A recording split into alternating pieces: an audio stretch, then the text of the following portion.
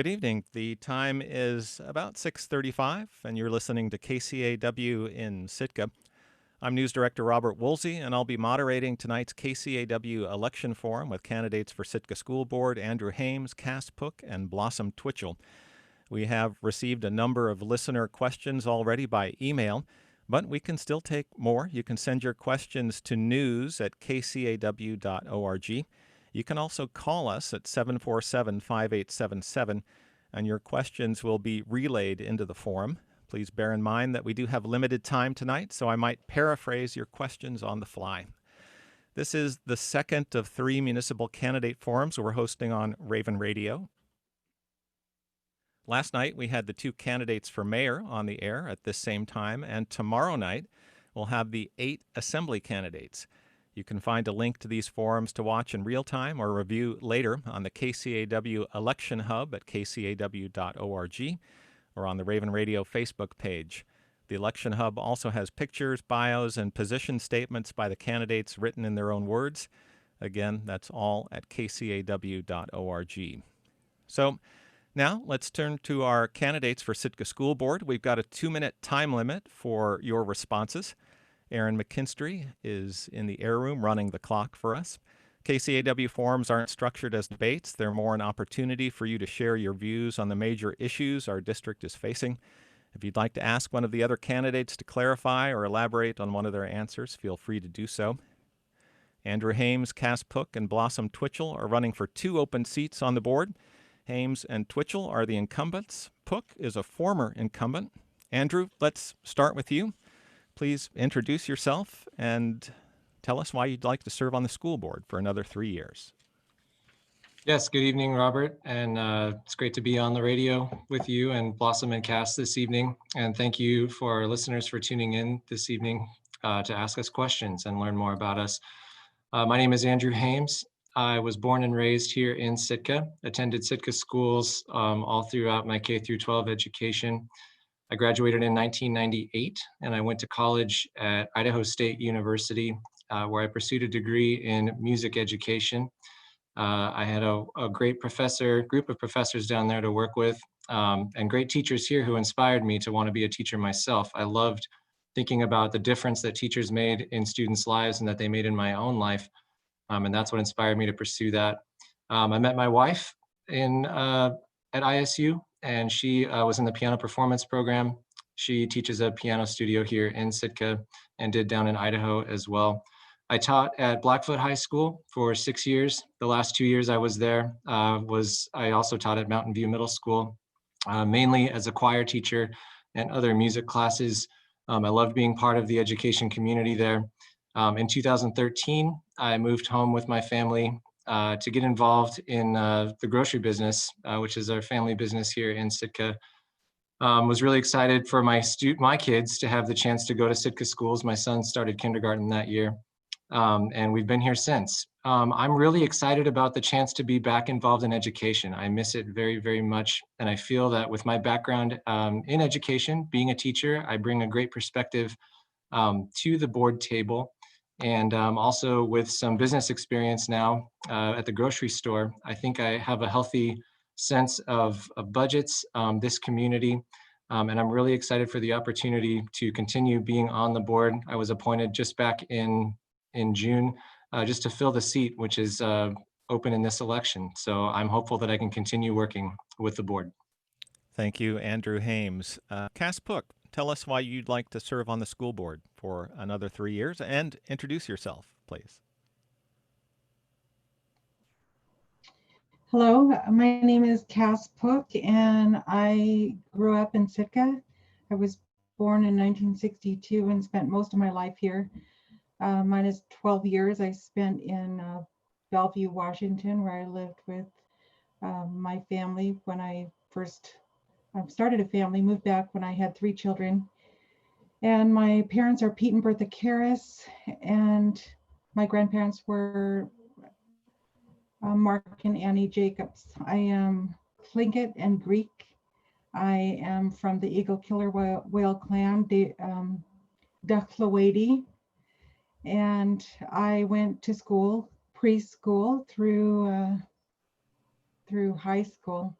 Um, and the reason I'm running for school board is to continue my many years of being on the school board. I was on the school board for 18 years. I also served on the Alaska Association of School Boards as a member, and advocated a lot for Native issues, Native education, trauma-informed schools, and equity, and how we can serve our students and give them a quality education. And I appreciate everybody's votes in the past, and look forward to serving you again if I have that opportunity. Thanks Thank very you. much, Mhm. Cass Pook. Blossom Twitchell, please introduce yourself and tell us why you're interested in serving 3 years on the school board. Thank you, Robert. Uvanga Atiga Panirak. My name is Blossom Twitchell. I'm running for school board because I have 3 children who have gone to Sitka, in the Sitka School District, that are currently in the Sitka School District, sorry. And I am a parent that has been very active in my children's education. Not only am I a parent, I have worked as a caseworker for the past 6 years in family services. I am a workforce development specialist with Tlingit and Haida over in Juneau. I work in the Sitka office, and I've worked with families, helping them gain self-sufficiency.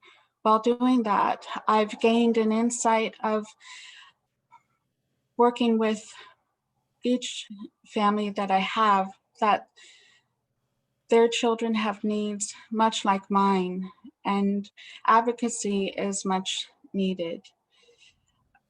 I came to Sitka as a student myself in 1995. When I graduated from Mount Edgecombe High School, I decided to stay and make Sitka my home. And ever since, I have really put forth an effort to try to give back to the community as much as it has given me and my family. And that's why I'm running for school board. Thank you. Thank you very much, Blossom. Again, you're listening to Raven Radio's School Board Candidate Forum. We're perfectly happy to take your questions for our 3 school board candidates. The number to call is 747-5877, or you can email us news@kcaw.org. I'm going to dive right into the questions that we've received so far. Cass, I'm going to give you the first crack at this. A cluster of questions regarding the school district's Smart Start this year. Cass, from your perspective as a parent or as a resident, how has the start of school been? As a board member, would you advocate for any changes to the current Smart Start plan? I think the Smart Start plan has gone well. It's run pretty smoothly, and the kids seem to be adjusting. And I think it's safe and reasonable. And I just appreciate all the teachers, the staff that has made this work. And so, yeah, I'm sure that things will change from week to week. They have been changing, and as they change, we'll adapt. And hopefully we'll get to a point where all students can be in class at the same time. All right. Thank you very much, Cass Pook. Blossom Twitchell, from your perspective as a parent or as a resident, how has the start of school been? As a board member, would you advocate for any changes to the current Smart Start plan? Thank you, Robert. I cannot say enough how proud I am of the Sitka School District and our superintendent and the community members who came together and created the Smart Start Task Force. I think the whole way that we handled this pandemic has shown how great of a community that we live in. the hard work that the Smart Start Task Force people did and put in on their own time, and our superintendent, along with our principals and our educators, have really shown how amazing working together can be, and I couldn't be happier. We touch base with providing options for our families, those who want to stay home, those who want to homeschool, and those who would like to send their children to school. We've hit the bases. We're in the green now, and I can't say that I'm seeing that we're going to be able to move forward with trying to get back to our normal school year. Thank you very much, Blossom Twitchell. Andrew Hames, your question. From your perspective as a parent or as a resident, how has the start of school been? As a board member, would you advocate for any changes to the current Smart Start plan? As a parent, I am very, very pleased with how the school year has begun. The number one thing that broke my heart during all of this pandemic craziness, we're past the 6-month mark now, as far as the world being turned upside down, and seeing the students' routines for my own kids and everybody else just completely flipped upside down, being stuck at home. The one thing, I think there's some benefits to the pandemic. I mean, I hate to say that, but one of the benefits is that I feel like it brought into crystal clarity some of the most important things in life. And I think everybody agreed that we've got to figure out how to get students back in school. We've got to figure out what a safe option is for them. The way the plan was concocted with parents and teachers and school administrators, school board members and students was just the right way to go, giving a chance to spend the summer talking about concerns, talking about questions. And there are so many unknowns with this situation, but everybody's agreed we've got to lay out the framework the best that we can and make this happen. I can say for my own kids, they've been really glad to be back in school. It's different. The routine is different, but the teachers are there meeting them. Their safety is the teacher's priority, and the priority for the teachers to be safe is everybody else's priority as well. I'm very proud with how this has gone compared to other areas, even in the state and across the country. This is an ideal situation as of right now. The one thing I'm cautious on is the return to school plan if a student comes up sick with something. And I know that that's a question that's on a lot of people's minds. The plan is flexible. I know that it will take into consideration the threat level, if you will. And as Blossom said, we're in the green zone now. And I know with cold and flu season coming up, that's a big concern. So I know it's something that everybody will keep an eye on and figure out the best way to get kids back into school without making too many hardships for families.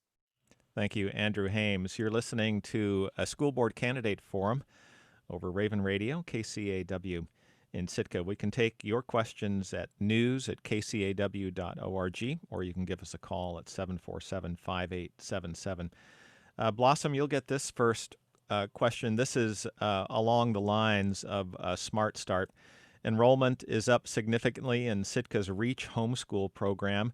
With several out-of-town correspondence options available, the interim superintendent has encouraged homeschool families to shop local. Do you think Reach is sufficiently staffed and supported to be a long-term resource for Sitka's families looking to keep kids home? Blossom Twitchell, it's your question. Yes, I do believe that it is at this time, if and when our parents believe that we need to reevaluate the program and maybe rethink our staffing. I would be willing to look into the matter, but at this time, I've looked over the REACH program and how it's run, and Connie McCarty, along with John Hulse, they have really, at the drop of a hat, really put together a program that homeschool families and new to homeschool families could navigate. All right. Thank you, Blossom Twitchell. Andrew Hames, do you think REACH is sufficiently staffed and supported to be a long-term resource for Sitka's families looking to keep kids home? Yes, I agree with the shop local mentality. There are lots of online options. That's the blessing and the curse of virtual academies is, the money, the instruction can be coming from anywhere around the world, and that's a remarkable thing. But keeping that locally here in Sitka is a great benefit, not just from a financial standpoint, but that the resources, the educators who are directly involved with that program are there to meet the needs of parents and students. Any questions that they have, even scheduling a face-to-face meeting under whatever conditions parents are comfortable with. We have those resources here in Sitka. And I am very proud to have that option for parents and students who have been anxious about getting back into the school building, which is completely understandable, as well as the online instruction option, which isn't full-blown homeschooling, but working teachers who have been assigned to work with families online to a similar education track of what's happening within the classroom. And then if parents do want, and I know families personally who have decided we're just going to homeschool right now, and we do have a great program in Reach that I know has been crafted and changed and honed over the years. It wasn't something that was just rolled out now. But it was there to meet the demand and the needs for families that wanted to just go strictly homeschool. And yes, I think right now it's sufficient, and I know it's backed by a team of people who work daily to try to adapt it to what families are looking for in education and to be a solid resource to continue that education with their students. Thank you very much, Andrew Hames. Cass Pook, your question. Do you think REACH is sufficiently staffed and supported to be a long-term resource for Sitka's families looking to keep kids home? Well, REACH has always been a good program for the Sitka School District. We opted to continue to have a homeschool to support students in the past. And to answer that question, I would have to know how many students are enrolled, how many staff, how many teachers are supporting the REACH school. And from my understanding, the superintendent had planned ahead of time, knowing that the numbers would increase. So for PTRs in classrooms, we have a certain number of, like for kindergarten through 5th grade or kindergarten through 3rd grade, the PTRs have always been demanded to be low so that teachers can meet the development needs of the students. So those PTRs would run around probably around 16 to 18. So I would hope that they would be looking at the PTRs and providing enough staff to meet the needs. It was over 100 when I went to the meeting in April of students that were enrolled, and that is the highest it's ever been. I'm just glad that we have the means to be able to offer REACH homeschool for students that want to use that option. So I guess I can't really answer that unless I know how many students there are and how much staff there is. I would hope that it would be the same as meeting the needs of students as if they were in class, so that there's not teacher or staff burnout. All right. Thank you very much, Cass Pook. We have one other question sort of related to the Smart Start, the circumstances of education happening in Sitka under the Smart Start plan. Andrew, this will be your first question. COVID-19 has demonstrated that Sitka needs a more robust internet service. Would you work with the city, state, and federal government to ensure that all of Sitka's students can access remote study when necessary? Definitely. And I know that was a big priority to our district office staff when it was apparent that, when the new school year was going to begin, that technology was going to be was going to play a bigger role than it has in the past. Not just having a device, having an iPad or a laptop, but being able to access the internet.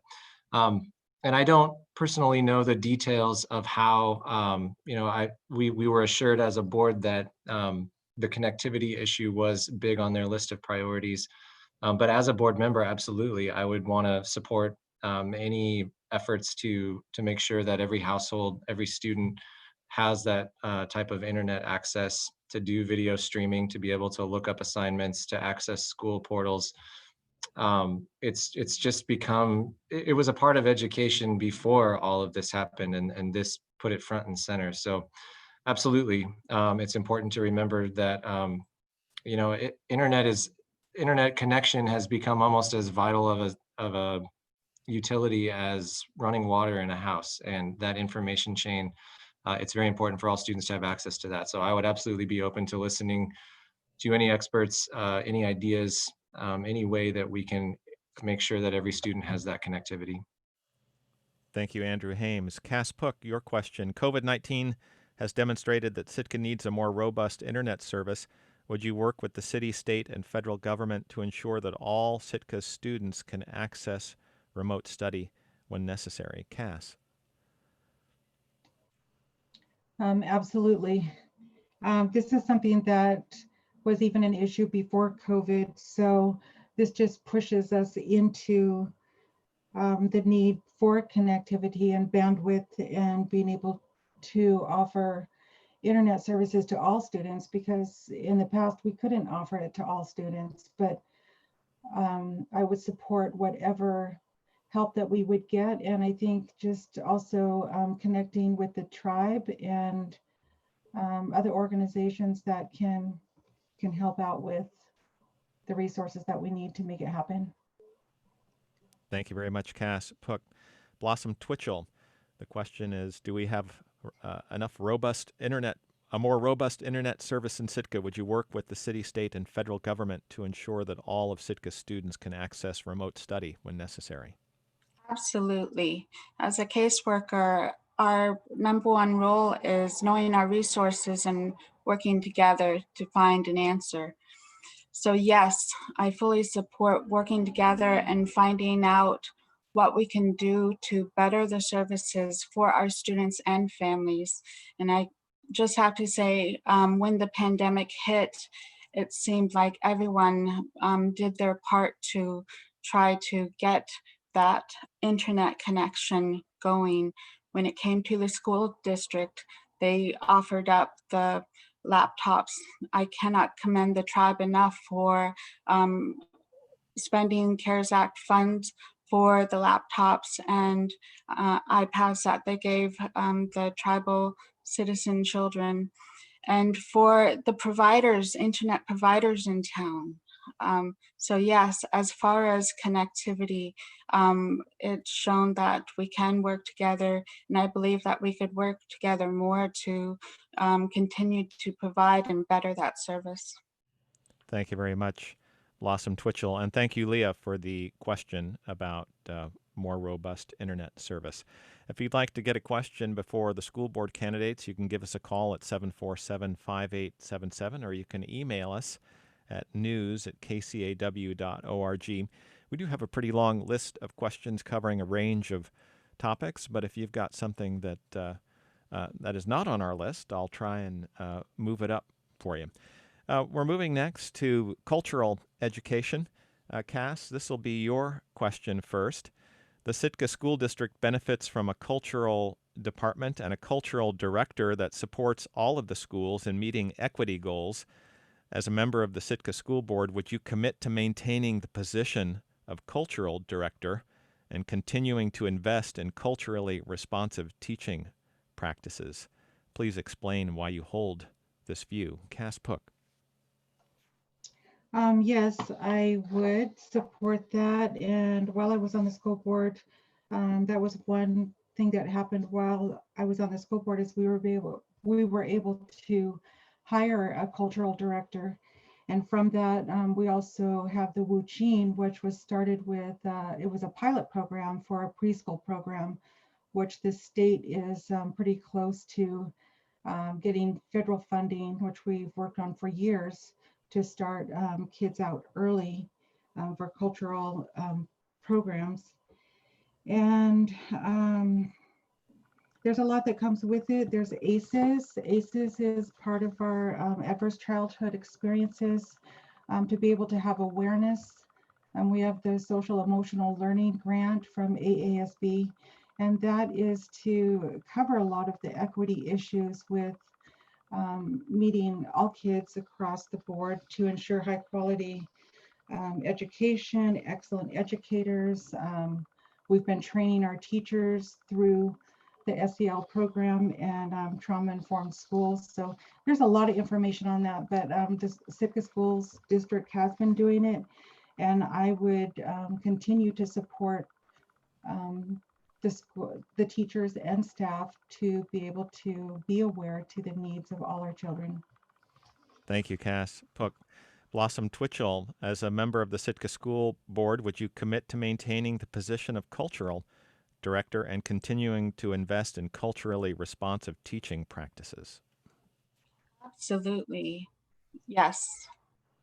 And why I stand for that is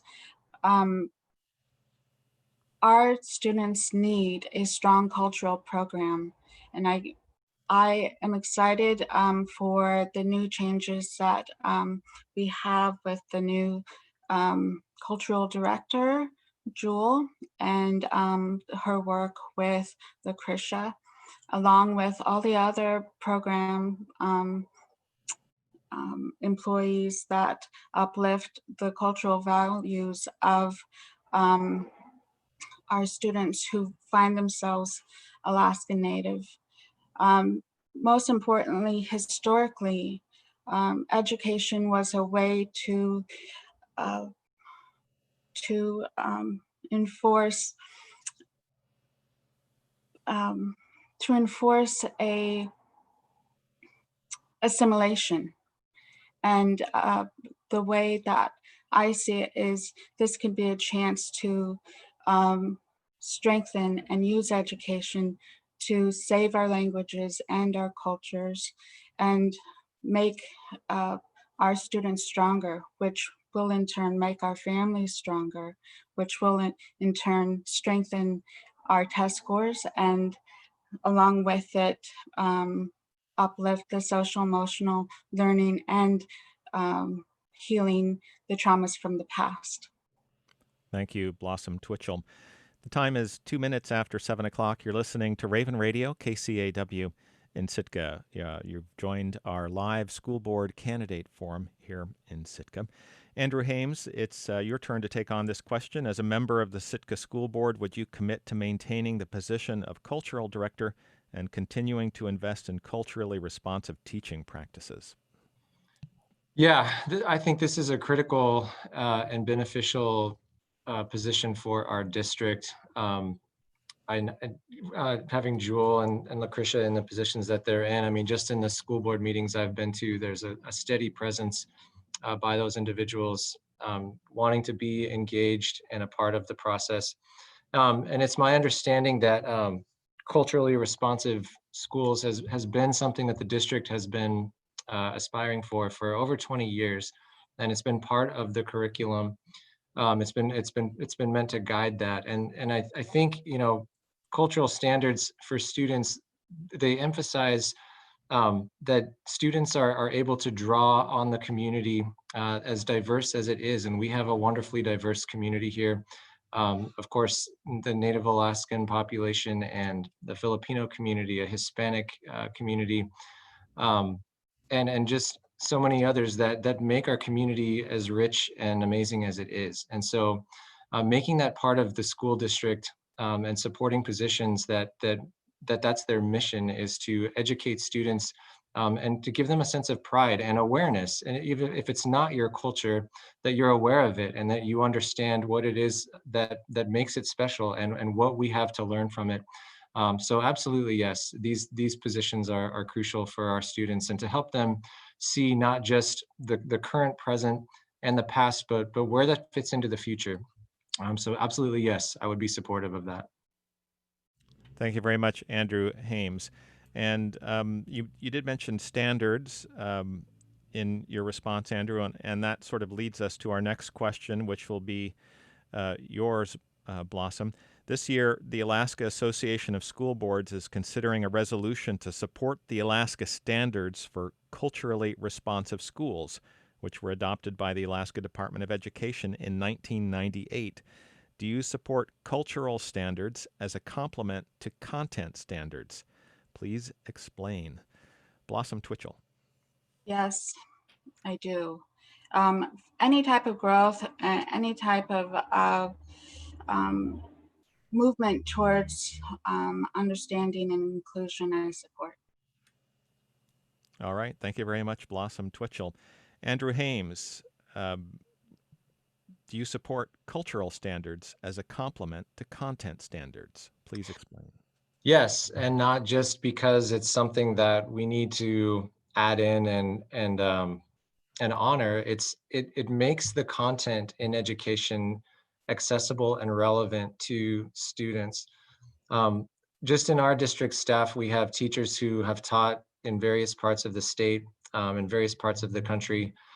And you have, as a teacher, there's the content, and you can spew content at your students, you can put it in front of them, but until they understand why it's relevant to them in their daily life, you're missing on that artful side of teaching. So absolutely, yes, this is I see it as enabling the content to be accessible to students, as well as honoring the diversity of cultures within our community. Yeah, yes. All right. Thank you very much, Andrew Hames. Cass Pook, the AASB board is considering a resolution to support the Alaska standards for culturally responsive schools. Do you support cultural standards as a complement to content standards? Cass Pook. Yes, it's proven best practice and allows us to measure progress. It allows students to show their identity and be proud of who they are. And it's part of the foundation of learning is cultural practices. All right. Thank you very much, Cass Pook. And thank you, Mandy, for the question. This question in from a listener, Doug. Andrew, it will be yours first. How do you think it is for local Native families to go to a public school that has the same name as the Russian colonist who gave the order to fire cannons on the KCAW in 1804? Do you support having a conversation about changing the name of Baranof Elementary School? Andrew Hames. Yeah, I would definitely support that conversation. It's something to be aware of when you remember that schools, streets, different geographical locations, names are given, and there's always a history, and there's generally good intentions, I like to think, in names that are chosen for things. But it's important. We've seen this in the community with already other issues. I'll just mention the statue, and I have familial ties to that statue, and it's really important to listen and to be sensitive to how people feel about it. It's very easy for different demographics to say it's not a big deal. You just need to get over it, and it wasn't meant to do this or that. But people's feelings are valid, and it's worth listening to and understanding where different people are coming from, and how it makes them feel. So yes, the answer for me, conversations and listening are very important. So yeah. Thank you, Andrew Hames. Cass Pook, the question is, how do you think it is for local Native families to go to a public school that has the same name as the Russian colonist who gave the order to fire cannons on the KCAW in 1804? Do you support having a conversation about changing the name of Baranof Elementary School? Yes, I do support it. And there are ties with Baranof and who he was. It ties into generational grief and what we've experienced. I think there's some kids or families that have this grief and don't know where it's coming from. And I think for Sitka, it's Baranof, and there's been enough discussion about Baranof that we need to have the discussion about changing the name. We've changed other names of schools, and so I think it's time to look at Baranof. And that also, as board members, that lets the person know that's bringing up the question, or even the person that called in or emailed this question, is that I see you, I hear you, and I'm going to do something about it. We need to show that we're going to do something about listening to the conversation, and it's time for healing and wellness. All right. Thank you very much, Cass Pook. And thank you, Doug, for your question. You're listening to a school board candidate forum over Raven Radio, KCAW in Sitka. If you have a question for our school board candidates, you can email it to news@kcaw.org or give us a call at 747-5877, and we'll try to get it on the air for you if it's different from a lot of the other questions that we have already received. Since it's a school board forum, it's inevitable that we would get around to the budget. And Cass, you'll be the first to take on this question. As a member of the Sitka School District Board, as a member of the Sitka School Board, you will be asked... Actually, Robert, I'd like to interject and say that I'd like to answer the last question as well. Oh, I'm sorry, Blossom. Sorry, I apologize. Let me read the question again. How do you think it is? No problem. I believe that I got the question. And I would like to state that the conversations that are currently happening throughout Sitka have really moved me and inspired myself as a mother to continue the conversations that I have with my children about who they are as people and about their ancestral ties as Alaska Natives. And so, yes, I fully support looking into what we can do to further our ties to the community. And like Cass stated, how we can portray and ensure people that we are listening as a board. And we've done it before, we've changed names before, and I believe that we can do it again. Thank you. All right. Thank you, Blossom Twitchell. And again, my apologies. Did not intend to. No, I hope it shows that I'm able to speak up. Noted. Again, getting back, we have some questions about the budget. And the budget is something that the school board spends a lot of time on, and it's a surprisingly important facet of business and discussion at the table, and it's got a direct impact on what we see in the classroom as far as the education of our students. So, Cass, you'll have this first question. This is from Courtney. As a member of the school board, you will be asked to consider cuts that would affect funding for programs. Which do you consider to be the top 3 most important programs for the Sitka School District? Please explain.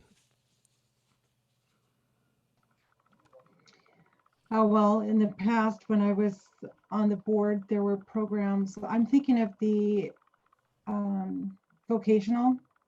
Vocational is part of the foundation of learning. If we had just the core classes, I think kids wouldn't want to come to school, and I am glad that we're still able to add vocational and sports, although they're limited on sports this year. Music is always big, and vocational. So that's just what comes to my mind when it comes to the budget, but it's really going to take hearing from when it comes time for the budget process. We do hear a lot from the different schools and recommendations from administration and the superintendent, and that's usually where we start. So it's really what the community brings to our attention. I can't really go on what I think, but it's going to really take hearing from the community and what are their priorities when it comes time for the budget process. Thank you very much, Cass Pook. Blossom Twitchell, as a member of the school board, which do you consider to be the top 3 most important programs for the Sitka School District? Thank you. I believe the most important programs, it's not really up for me to say, but it's up to our families and our students. There's music and there's the shop classes, and there is art, and all of those programs really bring together the other aspects of social emotional learning, as well as the different aspects of just sitting in a class and learning your math and science. And it brings to light how important this next coming year is going to be when we need to choose a superintendent. And when we do that, when we sit down and figure out who will best serve Sitka, it will also come to who will best be standing by us when we need to make the hard decisions when it comes to the budget. All right. Thank you very much, Blossom Twitchell. Andrew Hames, your top 3 most important programs in the Sitka School District. This is such a tough question, and I have to admit, for the longest time when I thought about running for school board over the years, I just thought, when all the eyes are on the school board, it's at budget time and programs are going to get cut, and you have to make impossible decisions, and you have to decide who you're going to upset, and that's not the right way to look at it, because the reality is that they're all important.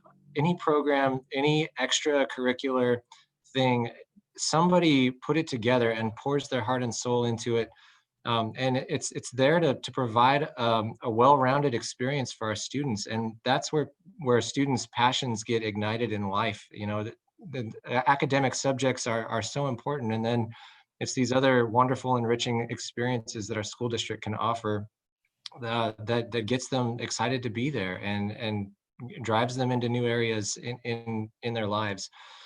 I don't want to list what I think the top 3. I will say that at budget times, I think that staffing is really important to protect when we're looking at cutting positions in order to save programs. Again, it's an impossible choice, and the programs are important and they should be funded. But I think when we start cutting staff, that's a slippery slope that adversely affects not just the individual who's losing their job, but also the opportunities for students in the classrooms. I would say that I think it's crucial for students that we have as talented and well-rounded of a staff as we can. And typically when programs get cut, it's the staff that are involved in teaching those programs that suffer as well. So I would want to, I know those hard decisions will come, and everyone who has an opinion on it will be correct in what their concerns are. It's important to listen. It's important to have a committee focus to it, and a community focus, and to listen and try to figure out what that best decision can be moving forward, and how things can survive in light of budget cuts. Thank you very much, Andrew Hames. If you have a question for our school board candidates, you can send us an email to news@kcaw.org. I definitely I get the gist of this next question as well. Again, from Courtney. I should just throw in that I checked with the district office, Cassie, recently to find out how much one-time federal CARES Act funding came into the district this year. That's $304,000 in one-time funding that came into the district this year, and funding. The revenue picture for next year, of course, remains absolutely uncertain. So to get to that's just some factual detail that I use as a prelude to this next question, again from a listener, Courtney. Funding Sitka schools is very complex, and budget shortfalls are not easily solved by cutting costs. As a member of the school board, what would be your approach to maintaining or increasing the quality of educational opportunities available to all Sitka students? Blossom, this is for you, and I think the approach is the cuts happen every year, yet the district tries to maintain and even increase quality. What's your approach to doing that? Blossom Twitchell. As a board member, it is going to every meeting prepared and also reaching out, and if there is an area that we need to look at cutting, it's going to have to include knowing the information, knowing what our capabilities are, and going into the situation prepared. And as a board member and a future board member, I'm willing to put in the hard work of finding those answers. At this time, I don't feel like a specific answer would answer that question to the degree that I wish it could. It's a issue that is one of those where it's going to happen and it's inevitable.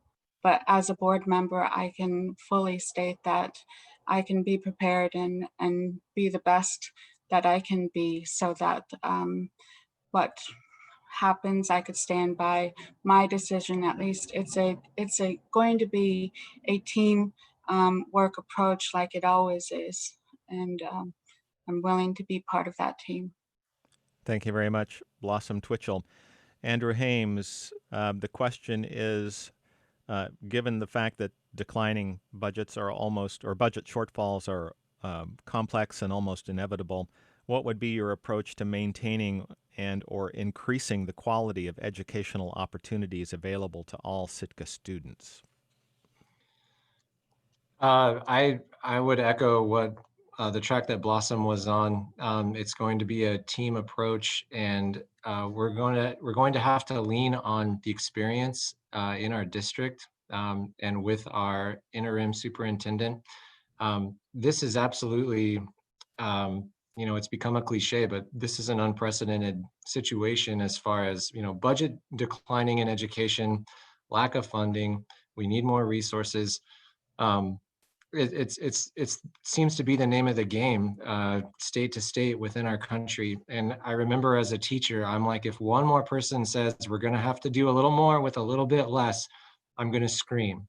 And because it's so frustrating and disheartening to know that the passion is there, the skill is there, but the money is not.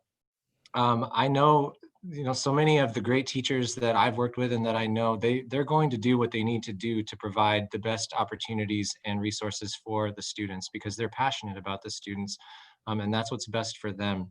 But again, I would utilize a team approach, lots of listening, community involvement, and how can we better utilize the resources throughout our community. Blossom mentioned earlier in the meeting that the tribe was crucial in securing technology for all of our students, and that sort of a team mentality, that this is what's best for the kids. It was inspiring and awesome to see. And we don't know what the future holds with this, and we don't know what it's going to do to our state budget. I mean, what we do know is that it's going to be a bumpy road ahead. And so absolutely being prepared, listening to each other, making all voices heard. We have to get through it together, which again is another cliche, but I mean, this is the reality that we're in now. So yeah, that's what I have to say about that. Thank you very much, Andrew Hames. Cass Pook, the question is, as a member of the Sitka School Board, in an environment of complex and inevitable budget shortfalls, what would be your approach to maintaining or increasing the quality of educational opportunities available to all Sitka students? Cass Pook. Well, I've always been grateful for the community that we live in and the partnerships that we've been able to have with organizations like PAC and Sitka Tribes of Alaska, Science Center, Youth Advocates, Search, and I'm probably missing some because there is handfuls of organizations that have come into the school and have helped us to keep quality education when we've lost funding. And so I would continue to maintain that relationship. I know Steve Bradshaw and Mary, our past superintendent, I'm sure John Holst, have built good rapport and relationships with community partnerships, and also lobbying we've always been strong in lobbying, and so I think it'd be important to do we're probably not going to do the fly-ins this year. We're probably going to do it virtual, just like the annual conference for the first time is going to be a virtual attendance conference. We have built good relationship with the city assembly and over the years, and have added a work session. And I think we need to continue to have that relationship to brainstorm opportunities to continue quality education as much as we can during this time for our students and community members in Sitka. And so, yeah, that's it. Thank you very much, Cass Pook. And and thank you to Courtney for that question. We have about 35 minutes to go in our school board candidate forum. You're listening to Raven Radio, KCAW in Sitka. If you'd like to get a question into the school board candidates, you can email us news@kcaw.org or call in a question. Andrew Hames, this next question is going to be yours first. It's a couple of questions here about the superintendent hire. Do you want to proceed with the search for a new superintendent? Please explain your rationale. Yeah, I think that that's the right thing to do. I think there would be some compelling reasons to table that and just say, let's wait a little bit. But you know, we're lucky, in my view, that John Holst basically came out of retirement to do what he felt was the right thing to do, to help guide us through a superintendent transition, and then throw a global pandemic on top of it. He's done an admirable job trying to be that steady hand for our district and everybody involved with that for our community. So the short answer is yes. If we were to say no, then we'd have to have a conversation and say, Mr. Holst, are you willing to stay on a little bit longer? And you know, I don't feel a compelling reason to ask that question right now. What I see in my short time at the table is a district office team and a school staff team that are all wanting to move forward and to figure this out together.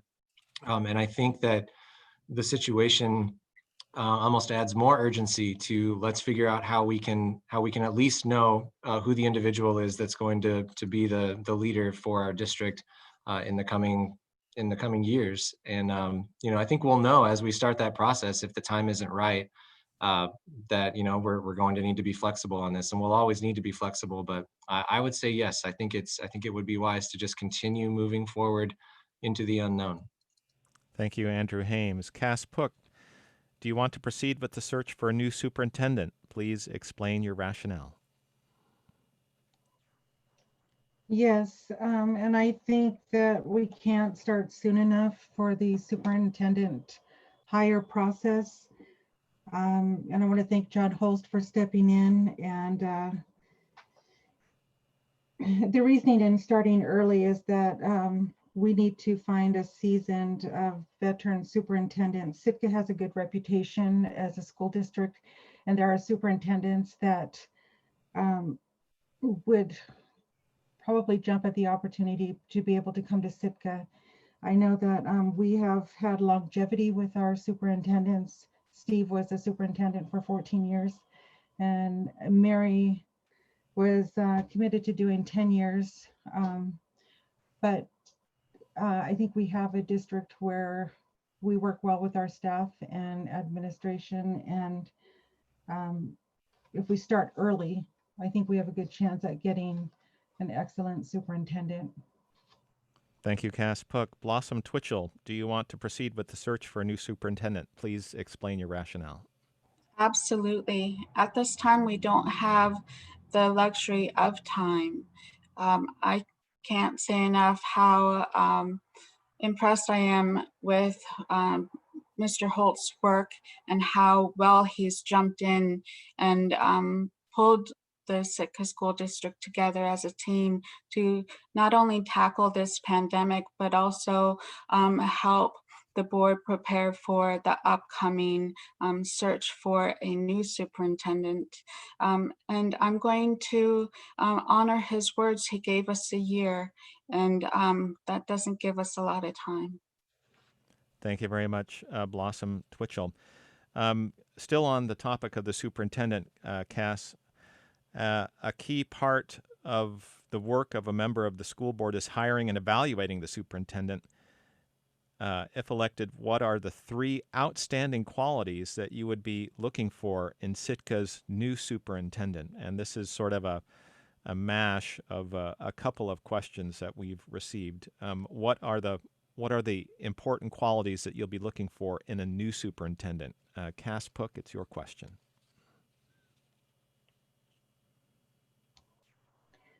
I would probably want somebody that has been working as a superintendent in Alaska, that has experience and is not new coming into the field of being a superintendent, and also that they are culturally responsive as far as how to work with our SEL, our social emotional learning and trauma-informed schools, because that's a big part of our school and training the staff.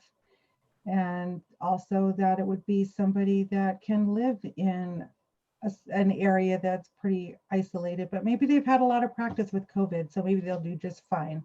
So as far as we've all had to learn and adapt to isolation, and living on an island is a little bit like that. So I would hope that it would be somebody that can commit to being here and loves a small community and would adapt well to, I think that we have such an awesome community that they would adapt well.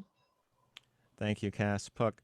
Blossom Twitchell, what are the 3 outstanding qualities that you would be looking for in Sitka's new superintendent? I think most of all, dedication, not only to the field of education, but to the knowing that we're looking for a superintendent that can meet our needs here on the island. And I would also be looking for someone who is capable of communicating. Communication is very important, not only between the board, but also to the person's team when it comes to talking with the principals and working with the people in the school district. Communication is a big key for me as well. And also, number 1, forward thinking, because there are a lot of changes that we are going to ask Sitka to embrace, and that is cultural understanding, and also growing in the field of being trauma informed, and growing the base that we have been working on with the social emotional learning. All of those qualities will have to be part of their repertoire, and that's what I'm going to be looking for. Thank you, Blossom Twitchell. Andrew Hames, you touched on this a little bit in your previous answer, but the question is, what are the 3 outstanding qualities that you'll be looking for in Sitka's new superintendent? Yeah, this is quite the opportunity to potentially be involved in hiring of a superintendent as a brand new board member. And the awesome responsibility of that is not lost on me. Great answers from Blossom and Cass. I think a understanding of where the district has been, what's important to us as a district, being able to build upon that. And to loop that in, somebody who's excited to live in Sitka. I think it's, I tend to assume everyone's excited to live here, but it's not a place for everybody. I don't understand why, but it's, there are challenges to living here, but it's an amazing community. And I want to see somebody who's really excited to embrace that community and to contribute to it and be a part of it. As a past educator, I would really like to see a candidate who has had some classroom experience, who has had that experience, and not just as a stepping stone to moving up into an administrator, somebody who's shown that was a part of their career, as a classroom teacher, because I think it's really important to consider that perspective at all times. And also, has worked at the building level, and a superintendent who's going to be present in the school buildings, that it's something that they're actively involved in, that they move through, and that they don't show up just when there's something big going on, as far as a problem, or we've got to break some tough news to the staff. That they just show up because they're excited about what's going on in the classroom and excited about what's happening in the school communities. So I would love to find a candidate who exhibits that quality. And of course, that demonstrates a willingness to hold inclusive processes at all times, that they are open to listening to all voices, that they will consider the multiple perspectives in the directions and decisions that they'll have to make for the district. Thank you very much, Andrew. Andrew Hames. This next question also related to the superintendent hire. And again, I'm going to try and just mash a couple of listener questions together. And I realize none of you were on the board when this took place, but the question is, what should the superintendent hire process look like? Will it be transparent? That's the question. And my sort of editorial remark is that the hiring of the interim superintendent involved several lengthy meetings in executive session, and the interviews were not conducted publicly. And at some upper level hires in Sitka, like the city administrator, the interviews are often held publicly. So I think that's sort of what this question is driving at. What should the superintendent hire process look like, and will it be transparent? Blossom Twitchell, you're up. I'm always big for transparency. And so, yes, I would support having an open hire in an open forum and being clear in our answers and their answers, because what we are hiring, Sitka's hiring. And so I'm always for transparency. I understand the need for executive session, but as a person with past board experience, I'm not always keen to use it for that purpose, because it brings into question for some, well, what happened and why couldn't we listen? Though I understand the need for it certain times, in this situation, I would push for transparency. Thank you. Thank you, Blossom Twitchell. Andrew Hames, what should the superintendent hire process look like, and will it be transparent? I think it would be wise, to be as transparent as possible. That's the easy answer. To listen to the community and to students too. There should be student liaisons involved in the process. There should be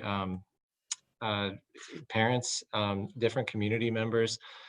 I like Blossom said, executive session, and when discussing personnel issues, there's a reason that stuff is done behind closed doors, and there's a reason why the public, certain information doesn't need to be discussed openly with the public. But I would agree that with a position like this, it's important to include as many people as possible and to make them feel like they're part of that decision. Nobody likes when they just feel a decision has been handed down and there was no buy-in, there was no vetting of information or listening to voices about what's important to individuals.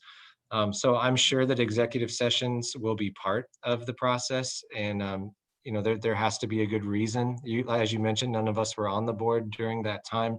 Knowing the board members that I know that we're currently working with, I trust that there were good reasons for that. But it is a tricky line to walk with the community and the public who wants to be engaged. It's great to see a public that wants to be engaged in these decisions. But yeah, there are times, and that's what voters entrust the school board members to do, is to make wise decisions about when to take something behind closed doors. But again, yes, to summarize the answer, to be as transparent and include as many voices as possible. Again, this, if you do it right, these types of opportunities don't come up very often. And so I think it can be a really engaging process with the community and with the district as a whole. Thank you, Andrew Hames. Cass Pook, the question is, what should the superintendent hire process look like, and will it be transparent? Well, I too am a strong advocate for transparency, and our community lets us know all the time how important transparency is to them. And I think that as much as we can offer transparency during the process, would value our community members. And the only time that we would go in executive session would be as far as character, maybe some questions we might ask. And the superintendent or whoever's applying might want that privacy as well. And we need to honor that. So yeah, I am all for transparency as much as possible. All right. Thank you very much, Cass Pook. I'm going to jump ahead down my list. There's a question that was actually asked by a student group of mayoral candidates last night, and I think they'd like assembly candidates to address it tomorrow. But they've also sent us a note that they'd like the school board to look at it as well. And I'm sure you all are aware that climate change is very much on the minds of young people, people everywhere, of all ages, in fact. But in Sitka, there is a group involved in climate change advocacy. So the question for you first, Andrew Hames, is many Sitkans believe that climate change is the largest issue facing us, not only for federal and state governments, but especially local governments. What steps do you believe that local Sitka elected officials should pursue to combat climate issues? Andrew Hames. I really appreciate that question coming from students. Way to be engaged and involved and coming up with great questions like that one. I understand why people would say that it's the ultimate issue facing everything, because if our planet isn't healthy, if we're not leaving resources in a responsible, not leaving, but utilizing resources in a responsible fashion for our future, then what are we even doing? I look at climate change issues. It's one of those things that I wish just wasn't. It's considered, it can be a political issue. You think this or you think that, and I think the responsible thing to do is to figure out ways that we can live our lives more responsibly. And of course, we can focus on small things. And the reasons people are hesitant to adapt changes that are responsible for the planet is that it's inconvenient and it's costly. And I get that. I get that in my line of work. I get it. So, but again, I think that it's the way that new technologies, better ways of living, better ways of doing things, is to take those bold steps and to figure out ways to be more responsible. As far as what local government, what the school board can do, that is such a big question, but it's important to have it in our minds that we're making responsible decisions. I just look at my 3 kids and I think about the trends in the world relating to climate and what's it going to look like 10, 20, 50 years down the road. And some of the answers are a little scary. So again, it's not to pressure people into, you have to do this or you're a bad person, but I just think pitching it as the responsible thing. And I know my kids, the way that they talk about it, the way that their teachers encourage them to think, it's very promising. And it's not something people should be shamed for, but I look at it as it's the right way to frame your tough questions. Thank you, Andrew Hames. Cass Pook, the question is, what steps do you believe that local Sitka elected officials should pursue to combat climate issues? Well, in the past, students have come to us with great ideas and recommendations, and I think I would commit to making time to hear from them and see what they have to share with the board, and if we can make it happen, that we can make it happen. Sometimes we are unaware of the need out there until they come and share with us, and they've led us pretty well. So I appreciate the question from the students, and I would just commit to hearing what they have to offer as far as ideas and recommendations. All right. Thank you, Cass Pook. Blossom Twitchell, what should locally elected officials in Sitka do to pursue or to combat climate issues? I think number one is being open and available to listen and to be open-minded to the community and their concerns. That involves students and the student bodies that may consist of different clubs or organizations within the school district. I view this as a responsibility as an older person living on this planet, in a position of being on the board. It is a responsibility to listen and be progressive in our thoughts and being open to making sure that we tackle these issues and these concerns, because it is for our children.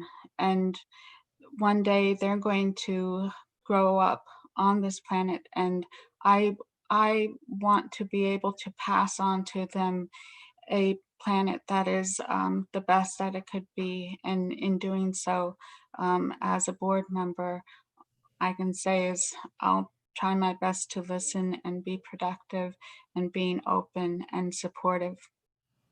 All right. Thank you very much, Blossom Twitchell.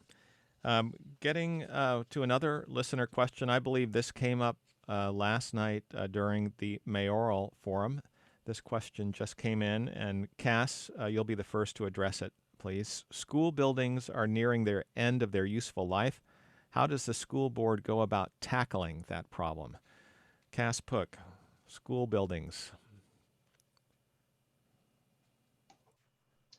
Well, they all have deferred maintenance and things that need to be kept up every year. The problem we run into and the barrier is funding. We don't always get the full funding that we need for the needs of the upkeep of our buildings. So my answer to that would be lobbying, and to when we have time to meet with the legislature and representatives, senators, that we would write the letters, that we would call in for the hearings and advocate for funding, because that's the only way that it's going to happen. All right. Thank you very much, Cass Pook. Blossom Twitchell, new school buildings rather are nearing the end of their useful life. How does the school board go about tackling that problem? Thank you. It's going to be knowing the process of obtaining funding and also sustaining and making sure that what we have we can grow from, and what we have we can continue to get for funding. Like Cass said, the number one issue is obtaining that funding. As a school board, it is our duty to do what we can within the power that we have to do our best in lobbying and asking those that give us the funding clearly that we have an obligation to provide our students the best buildings that we can possibly provide them. Thank you very much, Blossom Twitchell. And thank you, Stephen, for that question. Here is something we haven't touched on really yet so far. Rob, I didn't answer that one. If you sorry, want. Andrew. I mean, it's a hard question, so you can. I'm kidding. No, we already know what you're going to say. So, no. Again, my apologies. Go on, Andrew. It's okay. You're doing a great job moderating. It's a lot to keep track of. Yeah, it's we. Again, a phrase that I loathed when as a teacher, but we've got to do what we can with what we have right now. We at our last board meeting, or maybe it was the one before, but looking at our list of capital expense projects that have been deferred for the last several years because of budget cuts, we have to look at it piece by piece. As amazing as it would be, the answer is we need to build new schools, and they need to be state of the art. They need to be the best building that we can give, because these are our students we're talking about. The reality is we need to look at it chunk by chunk. I know our playgrounds are due for some updating. There's retrofitting of different electronics, lighting that feeds into the climate change question. There's energy saving measures that we can take in the meantime, but I know we have a capable maintenance department and a team of local people who I know would be able to, once we have the funding or looking at the budgets, what we can do to make them still functional the way that they are for the interim. And as we go down the road, we'll have to see what options there are with funding in the future. So there's my answer. Thank you very much, Andrew. And again, apologies for passing you by there. Again, as I was saying, this next question is a little different than what we've seen so far. Blossom, it'll be yours first. The cross-country season is taking place in much the same way it always has, except for travel. What's your comfort level or threshold for resuming indoor sports like swimming, volleyball, and basketball? Blossom Twitchell. That's something that I would have to assess. I would have to look at the numbers at each one of those teams and see what their plan is. They're going to have to be prepared. I'm going to have questions for them because this is a community effort in trying to combat this pandemic.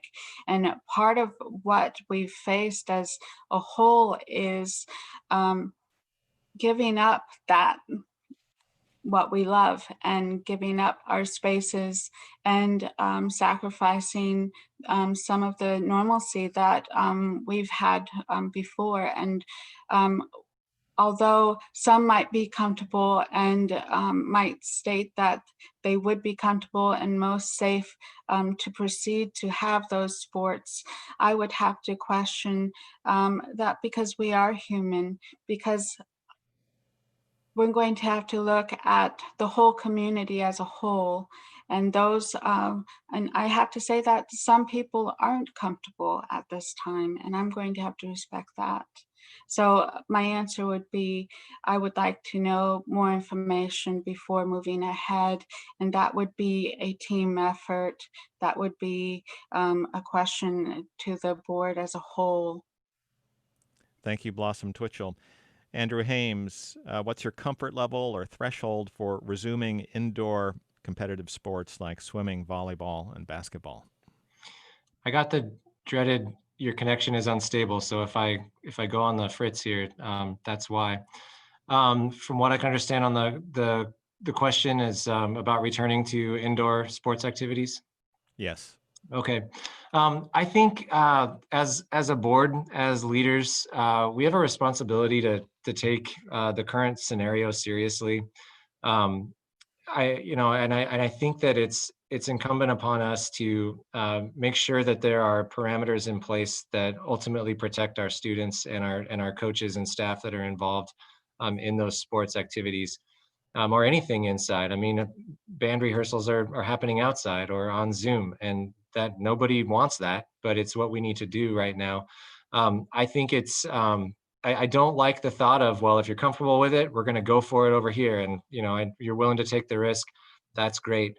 I think that, again, I'm not encouraging that, but if people do that, with small groups of people that they want to engage in those activities of sports or music making or whatever, I don't feel comfortable endorsing it at this time as a board member officially in a school capacity. So again, I just think our responsibility is to err on the side of caution. Thank you very much, Andrew Hames. Cass Pook, the question is, what's your comfort level or threshold for resuming indoor competitive sports like swimming, volleyball, and basketball?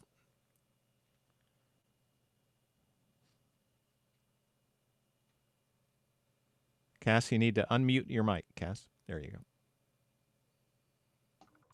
I said, that's a tough question because it goes over in my mind on a daily basis on things you hear about COVID and the changes that are taking place, the mandates.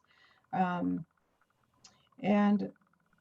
I would be comfortable if parents signed a release form and were able to at least practice and socialize with other kids.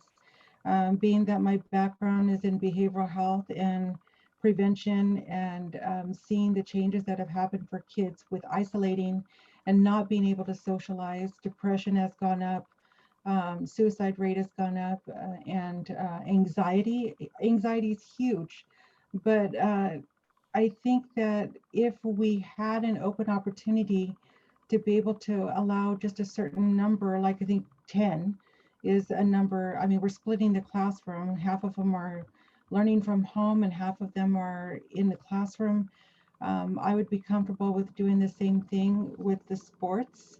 We're in the green right now. We've been pretty responsible as a community. And so that's just my opinion. I know my daughter is in Portsmouth, England, and her boys are in private school, and it's optional for them to wear masks. They don't have to. They are doing some sports. So I think we just need to evaluate it as a community and see what the comfort level is for community members. But last night, I live up by Totem Park. Last night when I drove home, that basketball court was packed with a bunch of boys playing basketball. You know why? Because they can't do it at the school. So they're going to do it anyway. And so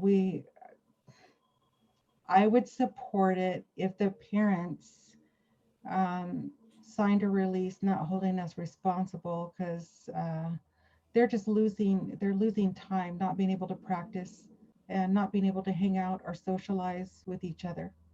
I think it's important. The development is just as important as the risk. All right. Thank you very much, Cass Pook. I think we have just time for one more question before we do some brief closing statements. And I've been debating what to ask you guys, but an interesting question came up last night in the mayoral forum. Doesn't really have anything to do with being on the board. But I thought I'd just toss it out there because it was interesting to hear. Andrew, you'll go first. Do you personally volunteer anywhere in town? And if so, what do you do? That is a good question, and I think community involvement is really important.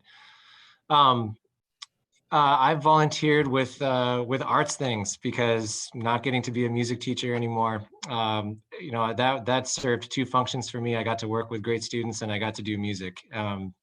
So I volunteer with opportunities to do fundraising for the Fine Arts Camp, for GSAC, Baranoff Community Theater, working either as a teacher, as a performer. It's work and home life do keep me busy, but I'm looking forward to opportunities to volunteer more. And if I'm elected to the school board, that's going to be a lot of volunteer hours that I'm really excited to give. That's my answer. Thank you, Andrew Hames. Cass Pook, do you personally volunteer anywhere in town? And if so, what do you do? Well, my husband's a pastor, and so we do get involved in some volunteer services, but most of the time we're supporting financially nonprofit. And on a personal level, I am always working with homeless people or teens in the community. They need someone to talk to. I pretty much open myself up 24/7. Hey, if you're having problems, you want to call me, give me a call. You need someone to talk to, so it's more on a personal level. It's just being there, being available for for a lot of the adults and kids that are involved. That would be one of the people that are trauma informed, identified, and that's my heart, that's my passion.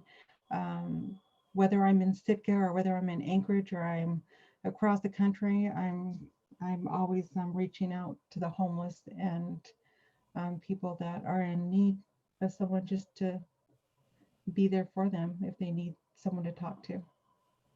All right. Thank you very much, Cass Pook. And your answer was clipped a little bit at the beginning by the connection, but I believe you said that your husband is a pastor of a local church, and just being the pastor's wife is a kind of a built-in volunteer responsibility in many ways. Blossom Twitchell, do you volunteer in town anywhere? And if so, what do you do? Oh boy. In the past I have. This question kind of comes in a point in my life where I've stepped out of boardmanship roles, but in the past I've, as a writer, I have been involved in the art community and writing community, and that entailed working with the Greater Sitka Arts Council, and also with my job and with my background as working with students and children before. I've served on the Youth Advocates of Sitka as well. Culturally, I've uh, I've worked as a cultural coordinator over at Mount Edgecombe, and so I was interested in Sheldon Jackson. So I've in the past worked with the Friends of Sheldon Jackson Museum, and also affordable housing. So I've been on the board of the land trust, and those are an accumulation of the years.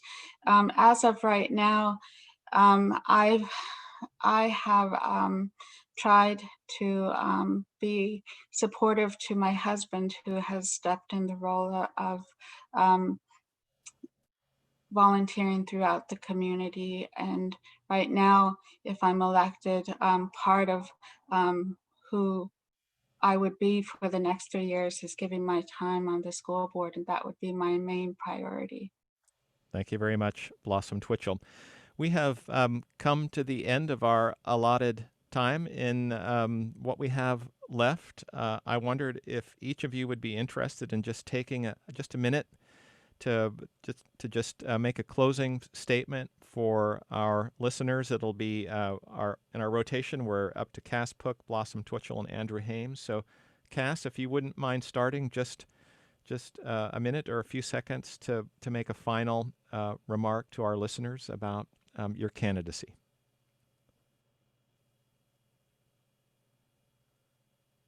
Cass, you're still muted. There you go. Yes, I just wanted to thank everybody for their support in the past and your kind words about this being a thankless job, but we do it regardless, and that my platform is experience and equity, and just want to thank everybody who tuned in and those that'll be watching on YouTube. Thank you very much, Cass Pook. Blossom Twitchell, do you have a minute for a final remark? Sure. Spending time with everyone here tonight has been insightful. And I just want to thank everyone for their support and their input while I went through this campaign. And without the love and support from family and community members, I couldn't be doing what I'm doing. You have my word that if I were to be elected, I would put my best foot forward and gather my experience that I've had throughout my life to put in the best work that I can possibly give so that Sitka schools could grow. Thank you very much. Thank you, Blossom Twitchell. And Andrew Hames, a minute for a final statement. Thank you, Robert. Yes, thank you to Raven Radio for putting this forum on and for people tuning in and listening. I'm really hopeful for strong community engagement in this election and the coming elections. It's an election year, so thank you for participating. I see 3 great candidates to choose from. It's been a pleasure sharing this time with Cass and with Blossom. And the insight that you bring to this position election as well. I hope to get your vote because I feel heavily invested in this community. I have 3 kids involved in the school district.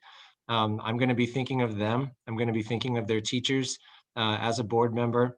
I'm going to be thinking about the future for this community. I believe I have some great experience to bring to the board table. And I thank you for the opportunity to share a little bit more about myself and my views. And remember to go vote. Thank you. Thank you very much, Andrew Hames. And that is all the time we have for in tonight's Sitka School Board Forum. I'd like to thank the candidates, Blossom Twitchell, Cass Pook, and Andrew Hames, for their participation tonight and for their willingness to serve the community in this role. I'd also like to thank everyone who sent in a question. You can find a link to a video of this forum online at the KCAW Election Hub at kcaw.org. You can also find links to last night's mayoral candidate forum and to tomorrow night's assembly candidate forum. And finally, the candidates you'll hear this week on Raven Radio are running in the Sitka municipal election, which is Tuesday, October 6th. About a month from then, on Tuesday, November 3rd, is the Alaska and United States general election. So between now and then, Raven Radio will host a forum for the candidates running to represent Sitka in the Alaska legislature, and will broadcast the 3 presidential debates and the 1 vice presidential debate. Thanks to KCAW reporters Catherine Rose and Aaron McKinstry for their help with tonight's forum. I'm Robert Woolsey. The time is about 5 minutes after 8 o'clock. Stay tuned next for the program Exploring Music.